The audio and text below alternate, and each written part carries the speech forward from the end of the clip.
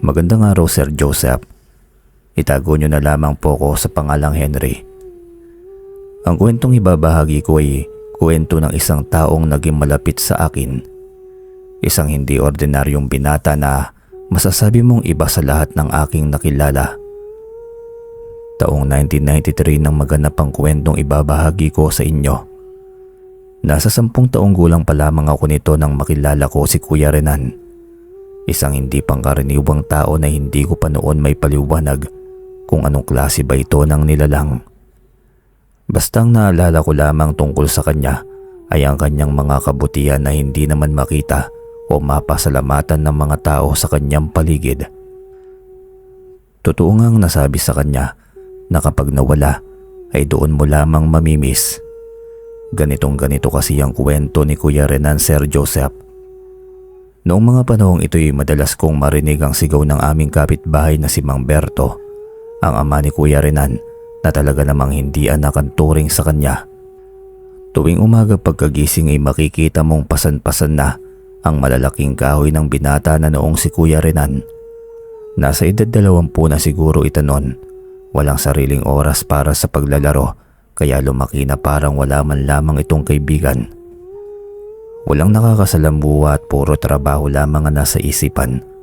Ang ikinabubuhay noon ni Kuya Renan, Sir Joseph, ay ang pagtungo sa kagubatan para manguha ng mga tuyong kahoy at ibenta ito sa mababang halaga. Nasapat naman sana sa kanilang pagkain sa pang-araw-araw. Ang kaso nga lamang, ang kanyang ama na si Mang Berto ay hindi lamang lasinggero, kundi talamak ring sugarol sa aming lugar. Madalas itong nangihingi ng pangbisyo niya sa kanyang anak na si Kuya Renan. At kapag naman natalo ay wala silang kakaining buong pamilya. At ang galit ay ibubuntong pa nito sa kanyang anak na binata. 3 magkakapatid sina Kuya Renan, 3 silang lalaki at siya ang bumubuhay sa mga ito. Ang kanyang ina naman nilayasan na sila dahil na rin siguro sa ugali ng kanyang ama. Hanggang isang araw nang magising ang lahat ng tao sa aming lugar dahil sa malakas na sigaw ni Mang Berto. Humihingi ito ng tulong dahil sa umanong aswang na nakapasok sa kanilang tahanan. Lahat ng tao sa amin ay nataranta noong mga sandaling yon. Yung iba'y ayaw pang lumabas ng tahanan at ang iba naman ay nais na tulungan sina Mang Berto. Lumabas ang aking itay noon, Sir Joseph. Pero ayaw ako nitong palabasin dahil nga raw sa delikado. Pero naging matigas ang ulo ko. Alam ko kasi na naroon din si Kuya Renan at gusto kong masiguro na ligtas lamang siya. Nang makarating ako sa harapan ng kanilang tahanan, doon ko nakitang umiiyak si Mang Berto habang nasa harapan ng kanyang 2 anak na wala ng buhay. Wakwak ang katawan nito at kitang-kita ko pang halos hindi mo na makilala. Agad na hinanap ng aking mga mata si Kuya Renan, subalit hindi ko siya mahagilap doon. Ayon pa sa aking mga narinig, nang itanong ng isa sa mga kapitbahay namin kung nasaan ang anak ni Mang Berto na si Kuya Renan. "Wala si Renan dito, napakawalang kwenta ng taong yon," tugon dito ni Mang Berto. "Saan ba siya nagpunta, Berto?" "Hindi ko alam, huwag niyong hanapin sa akin ang basurang yon," tugon nitong muli hanggang sa may nagsalita sa likuran namin, si Tata Vicente. "Naku Berto, matagal ko nang sinasabi sa iyo, malaki ang galit ng mga gabunan sa iyo at si Renan lamang ang dahilan kung bakit hindi kayo malapitan ng mga ito. Pero anong ginawa mo? Pinalayas mo pa ang anak mo kahit hating gabi na. Kung nakinig ka lamang sana sa aking mga paalala, hindi mangyayari ang lahat ng ito," sumbat ni Tata Vicente. "Ano bang pakialam mong matanda ka? Wala kang alam sa buhay namin, kaya huwag mo akong mautos-utusan dyan," galit pa na tugon ni Mang Berto. Ayon naman sa mga nakasaksi, hindi mo raw alam kung maaawa ka o magagalit sa mga inaasta pa ni Mang Berto. Si Tata Vicente ay isang kilalang antingero at albularyo sa aming lugar. Siya ay gumagamot at tumutulong sa lahat ng mga kababaryo namin kapag mayroong malubhang karamdaman, inaatake ng aswang at kung minsan pa nga'y mga kinukuha ng engkanto. Si Tata Vicente at Kuya Renan ang madalas na nagkakasama sa pagkuha ng mga tuyong kahoy sa kagubatan. Kaya naman alam ko sa sarili kong magkalapit talaga ang dalawa. Pero sa hindi ko may paliwanag na dahilan, bakit kaya sinabi ni Tata Vicente kay Mang Berto na si Kuya Renan umano ang dahilan kung bakit hindi sila inaatake ng gabunan? Wala pa akong alam tungkol sa mga gabunan na yon, Sir Joseph. Basta ang alam ko lamang ay hindi sila basta-bastang mga tao lamang. Minsan ko na kasing narinig noon ang salitang gabunan nang minsang may isang dayo rito sa amin na napabalita daw na gabunan na nambibiktima ng mga residente kahit na tanghaling tapat pa lamang. Si Tata Vicente naman ay nasa kakahuyan noong mga panahon na yon kapag anoong oras, kaya naman nasamantala ito ng nasabing nilalang. Subalit nang malaman ito ni Tata Vicente ay lumiban muna ito sa pagkuha ng tuyong kahoy kahit sa araw at inabangan ng muling pag-atake ng nasabing gabunan. Tagumpay niyang nasugpo ito at doon ngay may binanggit umano si Tata Vicente na ang gabunan na kanyang napas lang ay nais lamang ipagiganti ang pagkamatay ng kanyang kapatid. Subalit hindi ito makalapit sa totoo niyang target sa kadahilan ng mayroong malakas na puwersang pumipigil dito. Ayon lamang sa natatandaan ko sa mga nangyari na yon, kaya noong mga sandaling nag-iiyak si Mang Berto ay ang iba'y hindi magawang maawa sa kanya. Bagkus may kaunti pang galit ang mga yon sa kadahilan ng madalas nga nilang makita ito kung paano kawawain at maltratuin ng binatang si Kuya Renan. Subalit kung marami ang naaawa kay Kuya Renan, nariyan naman ang mga kamag-anak nilang nalalason ni Mang Berto ang utak. Sa kasamaang palad, Sir Joseph, ni isa man sa mga kamag-anak ni Kuya Renan ay wala man lamang nagtatanggol sa kanya. Lahat ng mga ito'y utusan at mababa ang tingin sa kanya. Madalas pa nga na sa mga kaedaran lamang ni Kuya Renan ay madalas itong bugbugin kapag wala silang magawa sa buhay. May araw na magugulat ka na lamang na biglang sasapakin ng sobrang lakas sa muka itong si Kuya Renan, pero hindi pa rin ito lumalaban. Ayon sa mga kapinsan niyang nananakit sa kanya, malakas at matibay naman umano si Kuya Renan kaya ayos lamang nasaktan nila ito. Awang-awa talaga ako sa kanya, Sir Joseph, hanggang kinaumagahan nang makauwi na ito sa kanilang bahay at doon pa lamang niya nalaman ang nangyari sa kanyang mga kapatid. Iyak nang iyak si Kuya Renan subalit wala itong magagawa. Subalit nang makita siya ng kanyang ama, isang malakas na suntok ang dumapo sa kanyang muka. Galit na galit si Mang Berto. Anyay si Kuya Renan umano ang dahilan kung bakit ito nangyari. Malas daw kasi si Kuya Renan kaya lahat ng kamalasan ay nangyayari sa kanila. Kung hindi lamang daw sana ito isinilang ay hindi sana mangyayari ang kamalasan sa pamilya ni Mang Berto. Sa mura kong edad, Sir Joseph, alam ko sa sarili ko kung sino ang may kamalian sa mga nangyayari doon sa kanilang pamilya. Alam ko na dahil sa pagiging lasinggero at pagiging sugarol nito ang dahilan kung bakit sila nagkakaganoon. Mayroon pang ugali ang buong angkan nito na kahit alam nila sa sarili nilang sila ang mali, ay nagwawala o magagalit para masabi lamang na walang laban sa kanila ang kahit na sino. Napansin ko sa angkan ni Kuya Renan na siya lamang ang natatangi ang pag-uugali. Sa panahon natin ngayon, madalas na masabi ang salitang nagkapera lamang ay yumabang na. Pero sa panahon ko na yun ay dun mo masasabi na kahit wala namang binatbat ang pamilya nila pero napakayayabang ng mga ito. Pinangangalandakan nilang marami ang lahi nila at kahit na ano pang gustuin nila ay walang magtatangkang kumontra sa kanila. Samantala, ilang buwan ang makalipas nang magyayana ang pinsan kong magtungo sa kakahuyan. Meron daw kasi silang proyekto sa eskwela at kailangan daw niyang makakuha ng halaman doon. Pinayagan naman kami ng aming mga magulang dahil sa umaga pa naman yon at umuwi raw kami kaagad kapag nakuha na namin ang aming hinahanap. Nang makapasok nga kami sa loob ng kakahuyan, mabilis na nakita ng pinsan ko ang hinahanap niya at plano na rin sana naming umuwi nun. Pero nakita ko si Kuya Renan, nasa ilalim ng puno at nakasandal. Natutulog ito at nakakaawa ang kalagayan. Sakto doon na may dala akong tinapay na pandesal. Naisip ko kasi na baka gutumin kami sa paghahanap ng halaman kaya naman binaon ko yon. Inilagay ko sa tabi ni Kuya Renan ng nasabing tinapay ng dahan-dahan Kaso nga lamang ay malakas ang pakiramdam nito. Salamat sa iyo, Henry. Nakangiti nitong sambit. Walang anuman, Kuya Renan. Pasensya ka na kung naistorbo ko ang pagtulog mo. Huwag kang mag-alala. Pasalamat nga ako sa iyo na nagising ako kasi tanghali na pala. Oo nga pala, kapag may libre kayong oras, pwede kayong magtungo rito sa loob ng kakahuyan. Huwag kayong mag-alala. Bantay sarado namin ito ni Tatay Vicente. Paliwanag ni Kuya Renan. Tumango lamang ako at nagpaalam na sa kanya, pero sa isip ko'y natutuwa ako. Gustong gusto kong makipagkwentuhan sa kanya. Alam kong marami siyang kwento na may babahagi sa akin, kaya naman lumipas lamang ang ilang linggo, naisipan kong pumuslit sa aking mga magulang. Nagtungo ako sa kakahuyan kung saan ko makakausap at makakakwentuhan si Kuya Renan. Alam niyo po, Sir Joseph, mula noong simulay hindi talaga ako nakakaramdam ng panganib sa kanya. Malayo sa madalas na bintang ng kanyang mga kamag-anak. Madalas kasing pinamamalita ng kanyang mga kaanak na wala ito manong magandang gagawin sa iyo kundi kapahamakan. Mahahawa ka raw sa katangahan ng taong ito at magiging malas ka rin sa buhay. Hindi ako naniniwala roon, Sir Joseph. Alam ko sa sarili ko na may mabuting puso si Kuya Renan.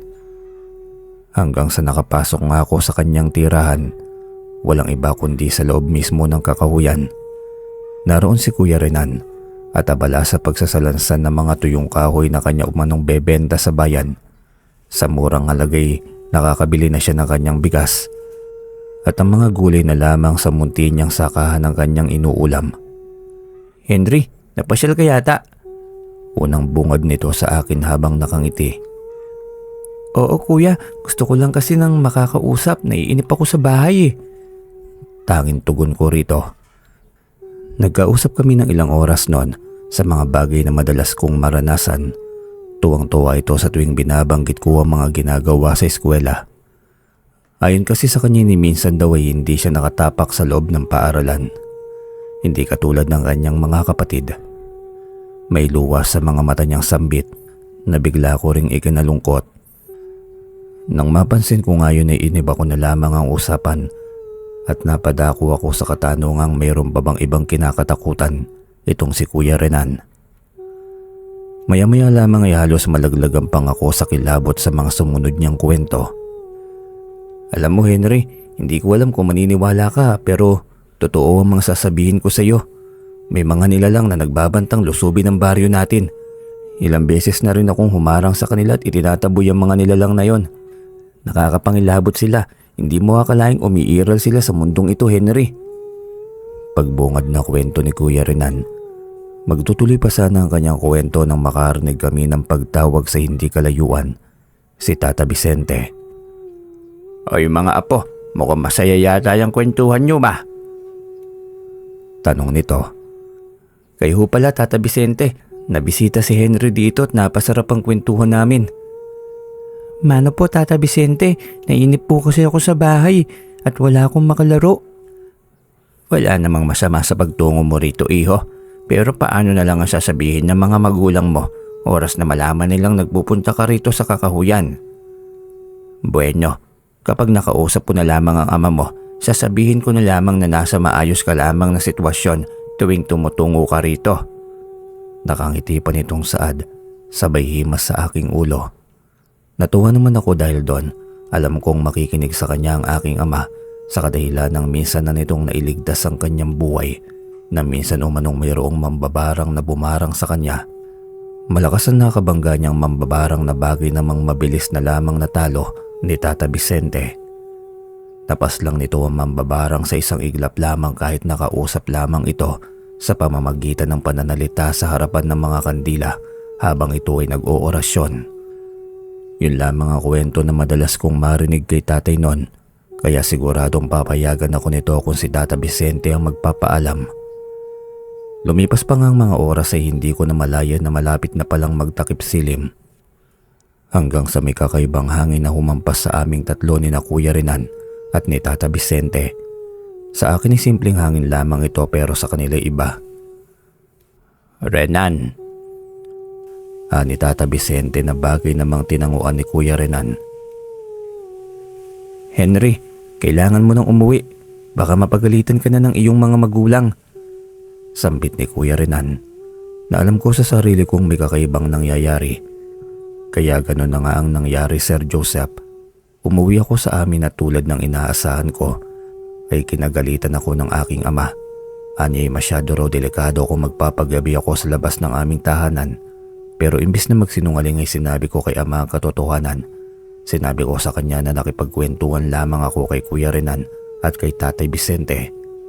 Sa sinabi kong yun ay nakita kong nag-ibang ekspresyon ng mukha ni Tatay. Bigla siyang parang may naalala sa mga sinabi ko sa kanya hanggang sa sinabihan na lamang ako nitong kumain na at pagkatapos ay maglinis ng katawan. Anya'y wala naman daw problema sa kanya kung magtutungo ako sa kakahuyan at makipagkaibigan kina Kuya Renan. Pero sana sa susunod daw ay huwag akong magpapaabot ng takip silim o dapit hapon doon. Kung ano ang dahilan ay hindi naman niya sinabi. Natuwa ko noon, Sir Joseph. Ibig sabihin lamang ay makakasama ko pa rin sina Kuya Renan at Tata Vicente. Lumipas sa mga buwan na naging maayos naman ang lahat at naibahagi sa akin ni Kuya Renan ang lahat ng kanyang mga karanasan. Hanggang sa dumating na nga ang isang problema. Isang araw nang may dayuhan sa aming lugar ang napadpad. Isang hindi kilalang pamilya na nagpakilala sa aming mga taga Iloilo.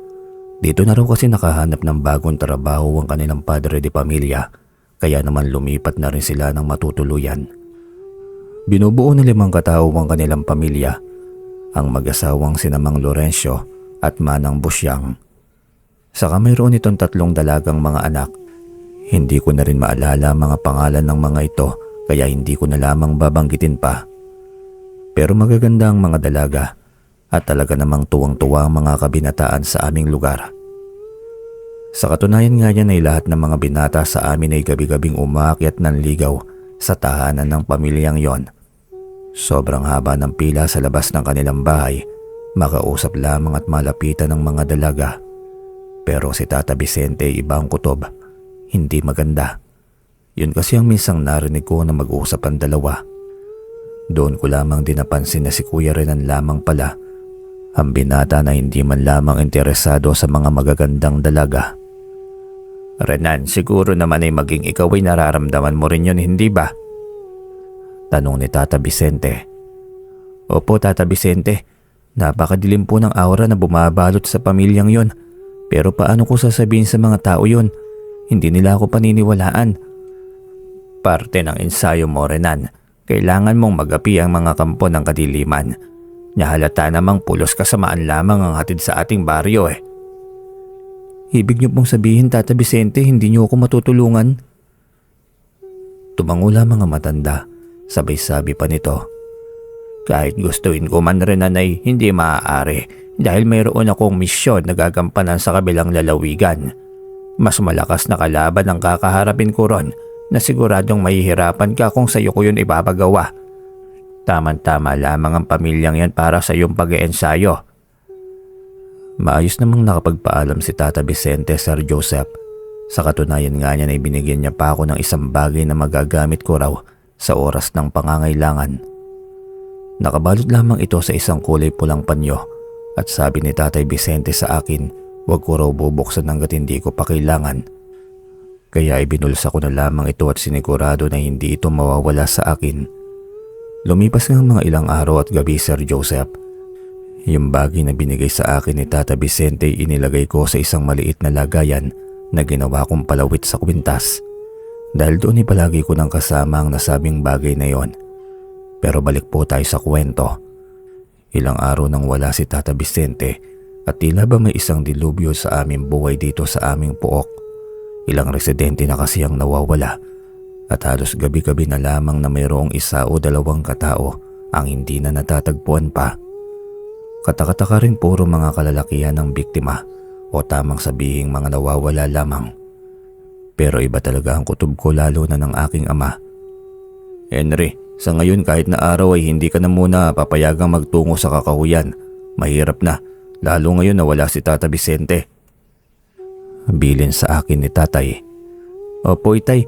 Nakakatakot din po kasi talagang gumala ngayon dahil sa mga napapabalitang nawawala sa ating baryo.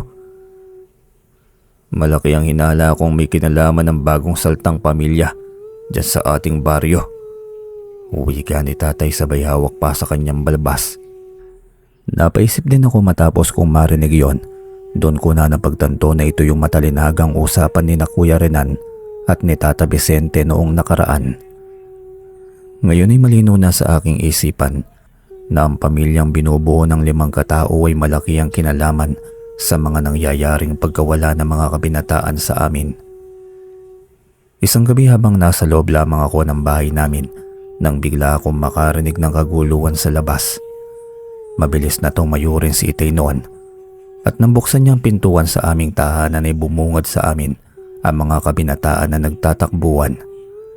Anila si Kuya Renan umano ay isang halimaw. Yun ang sinisigaw nilang lahat.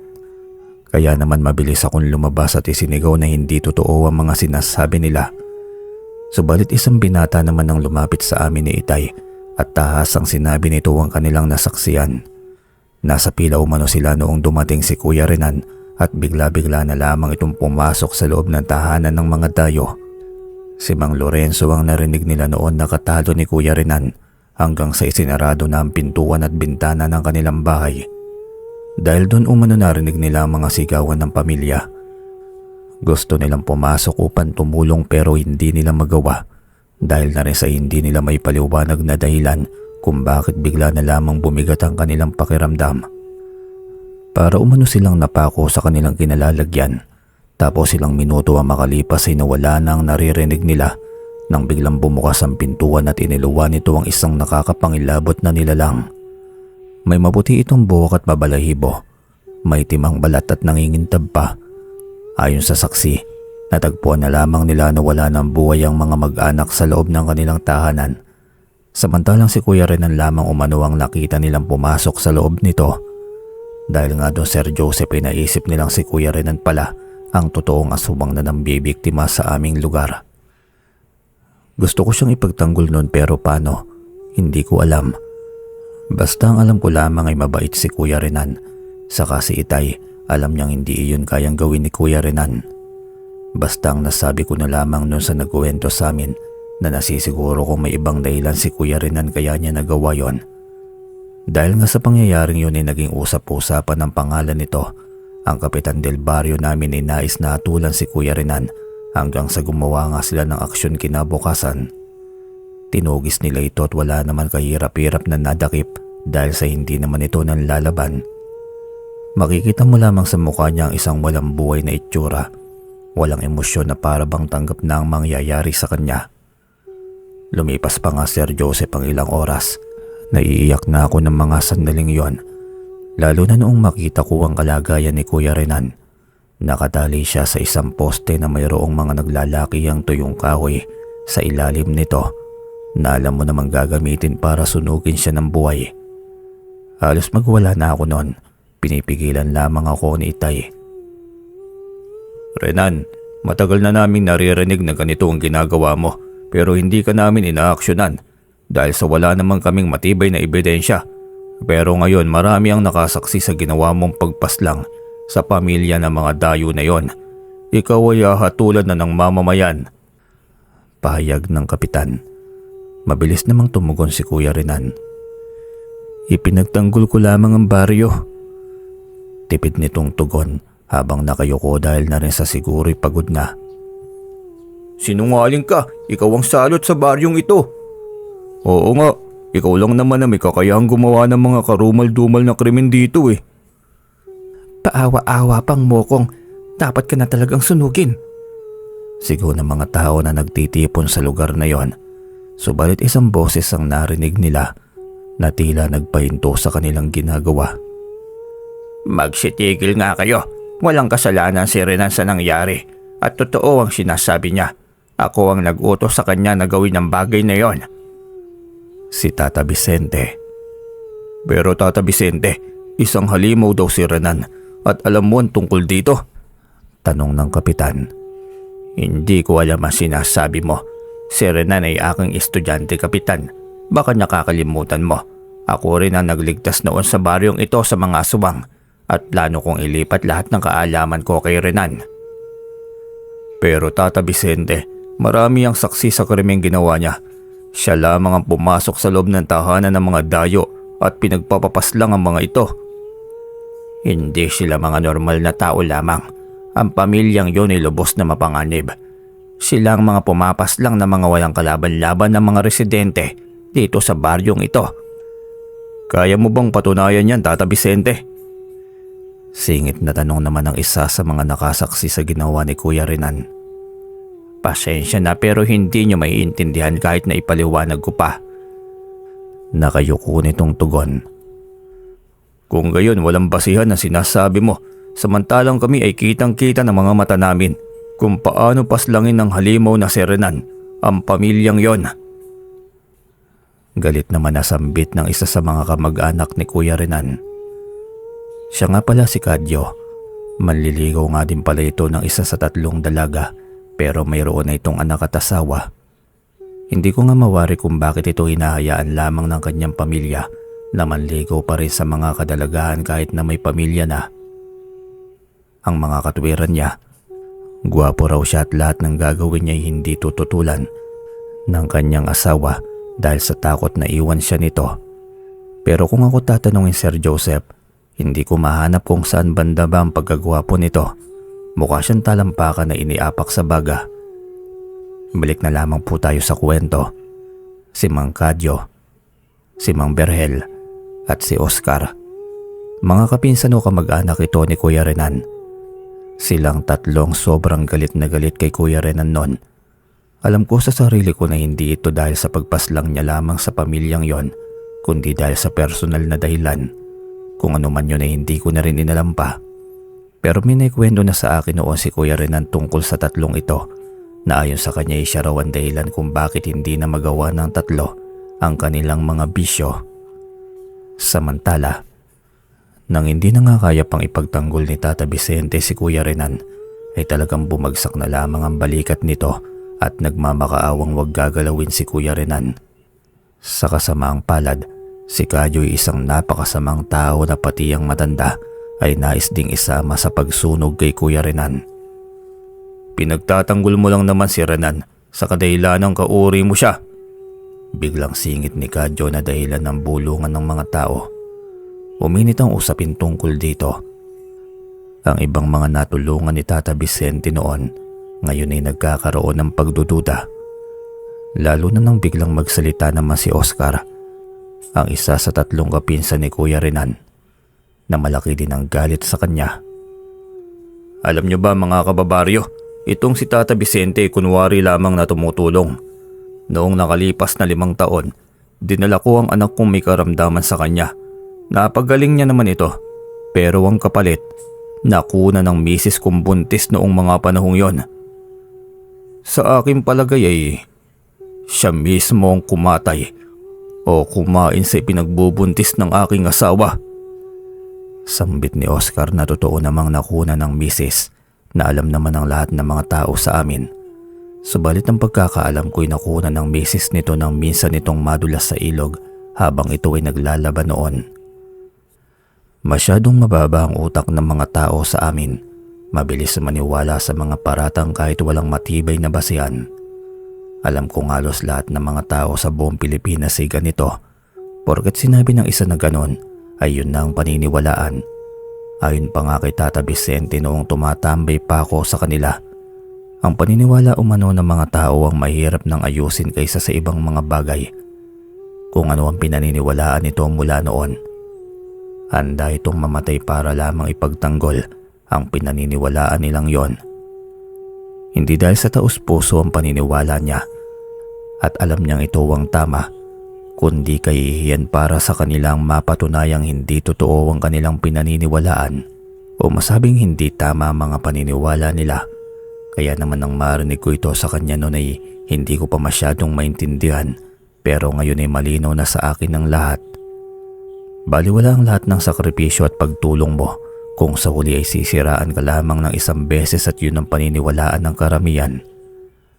Pero mas nagimbal ako nang biglang isang malakas na suntok mula kay Mang Oscar ang pinatama sa matandang si Tata Vicente. Hindi kami makapaniwala ni tatay sa ginawang yun ni Ka Oscar. Matapos nga nun sinundan pa yun ng mga sipa ni na Mang Berhel at Mang Kadyo. Sobrang sama ng kanilang ginagawa pero makikita mo sa mga tao ang tuwa at saya habang unti-unti nilang pinapaslang ang kaawa-awang matanda. Subalit pinigilan si tatay ng kanyang kapatid na si Tita Elma. Ayon kay tita madadamay si tatay kung kakampihan umano nito sina Tata Vicente at Kuya Renan. Kaya ang nangyari, Sir Joseph, ay nagpatuloy lamang ang pambubugbog nila sa matanda hanggang sa hindi na ito makakilos at binawian ng buhay. Isusunod na rin nila si Kuya Renan noon at binuhusan na nga ng gas sa mga tuyong kahoy at mismong katawan ni Kuya Renan. Subalit biglang may mga matitinis na boses kaming narinig sa hindi kalayuan. Mga pagaspas ng malalaking pakpak sa kalangitan at matinis na iyaw ng hindi namin kilalang nilalang. Ayun na nga, Sir Joseph, biglang nagsibabaan ng mga hindi pangkaraniwang nilalang na humarang kay Kuya Renan. Hindi siguro ang mga ito bababa sa 20 nilalang na talaga namang nakakatakot ang mga itsura. May itim ang mga balat na may mga matutulis na mga ngipin, naglalaway na parang nauulol na aso at nanlilisik ang mga matang akala mo'y bolang apoy. Nagtakbuhan ng mga residente noon maliban sa amin ni tatay. Pero ang mga nilalang ay nais kaming atakihin ng mga ito. Mabuti na lamang at nagsalita si Kuya Renan na huwag kami saktan dahil sa mga kaibigan niya kami umano. Sumunod naman sila kay Kuya Renan at pinakawalan nga ito sa kanyang pagkakatali. Mabilis naman kaming nagtatakbo patungo sa nakahandusay na si Tata Vicente. Umiiyak kami ni tatay at ni Kuya Renan. Wala nang buhay si Tata Vicente. Ipinangako ko sa sarili kung makakamit namin ang hustisya para sa kanya. Si Kuya Renan naman ay hinukay lamang ang libingan at doon ibinaon si Tata Vicente. Matapos noon ay umalis na si Kuya Renan kasama ang mga nilalang na sobra talagang nakakatakot. Pero bago lumisan si Kuya Renan, sinabi nitong babalik siya upang kumustahin ako. Ayun na nga nangyari, Sir Joseph. Lumipas pa ang ilang mga araw. Gabi noon sa pagkakaalala ko at araw ito ng Biyernes. Habang maimbing na natutulog ay nabulaho kami ng mga sigawan.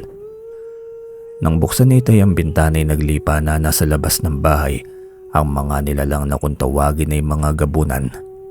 Nalaman ko na iyon ang tawag sa kanila ng sambitin ni tatay ang katagang yon. Ayon pa sa kanya ay mababangis na uri ng mga asubang ang mga ito at talaga namang mga malulupit din. Si Mang Oscar, si Kadyo at Berhel. Silang tatlo ngayon ang nasasalukot ng mga aswang sa isang sulok at wala nang matatakbuhan pa. Ayon pa sa napansin namin ni Itay, napaslang na rin ng mga nilalang na ito ang buo nilang pamilya. Nasa isang tahanan lamang pala ang mga ito dahil sa kaarawan ni Kadyo noon. Ang mga anak at asawa nila Oscar at Berhel ay nasa tahanan lahat ni Kadyo, kaya naman lahat ay mabilis ang naubos ng mga halimaw. Nagmamakaawa nun ang tatlo na makikita mo ang takot sa kanilang mga mata. Kahit na masasama sila kay Kuya Renan at silang pumaslang kay Tata Vicente, nakakaawa pa rin silang pagmasdan ng mga oras na yon. Nang biglang nagsibagsakan ng mga grupo ng mga halimaw sa hindi may paliwanag na dahilan. Lahat sila'y para bang tinamaan ng kidlat, pero walang kidlat o kahit na anong bagay ang tumama sa kanila. Talagang lahat ng mga asubang na yun ay makikita mong mga nagsisilabasan ng mga dugo sa kanilang mga bibig. Animoy nagsipisaan ng mga laman loob ng mga ito na wala namang dahilan. Maya-maya pa'y may panibagong mga grupo ng mga aswang ang nagtatakang dumating. Hindi nila alam kung sino ang may pakana sa mga nauna nilang kasamang nangapaslang ng basta-basta na lamang. Malilikot ang kanilang mga mata. Hinahanap nila kung sino ang gumawa nun sa kanilang kasama. Hanggang sa isang boses ang narinig naming lahat. Pamilyar ang boses na yun at hindi nga ako nagkamali. Si Kuya Renan ang biglang tumalon na tila ba galing ito sa himpapawid. Tama ng pananalasa nyo sa mga kababaryo ko. Matapang nitong saad. Kung gayon ikaw pala, anak ng diwata at hari ng mga gabunan ng pumaslang sa mga kasamahan natin. Tanong nito sa kanya. Bilin sa akin ni Itay, walang kahit na sino sa ating lahi ang dapat na pumaslang ng mga tao. Maigpit niya itong pinagbabawal, hindi ba? Tanong pa ni Kuya Renan. Pero papaslangin ka na dapat ng mga ito. Bakit mo sila ngayon pinagtatanggol? Tanong pa ng mga aswang na yon. Hindi naman lahat ng mga tao rito ay naging masama sa akin. Kaya kung hahayaan ko lamang kayo sa masamang plano nyo, baka madamay nyo ang mga kaibigan kong naririto pa rin sa lugar na ito. Tugon naman ni Kuya Renan. Ilang sandali lamang ay nagsiyukuan ng mga ito tumingi sa kanya ng paumanhin. Inaamin nila na nais lamang nilang ubusin ang mga tao sa aming lugar dahil umano sa muntik ng paslangin ng mga ito ang susunod nilang hari at yun nga si Kuya Renan. Ang mga ito rin ang pumaslang sa mga itinuturing na kapatid ni Kuya Renan noong umpisa. Ang mga anak ni Mang Berto.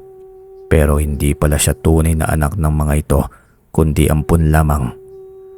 At ang tunay na mga magulang ni Kuya Renan ay ang hari ng mga gabunan at isang diwata naman ng kanyang inay. Iniisip daw nila na hindi naman magagalit si Kuya Renan kung itong mga tao rito sa aming lugar ang kanilang papaslangin at kakainin. Matapos nga nun ay inutusan na sila ni Kuya Renan na lumisan na at huwag nang gagawin pa ang bagay na yon. Lumabas nga ako ng Sir Joseph at nakita ko kung paanong umiyak at tatlong kumag na nais paslangin si Kuya Renan noon.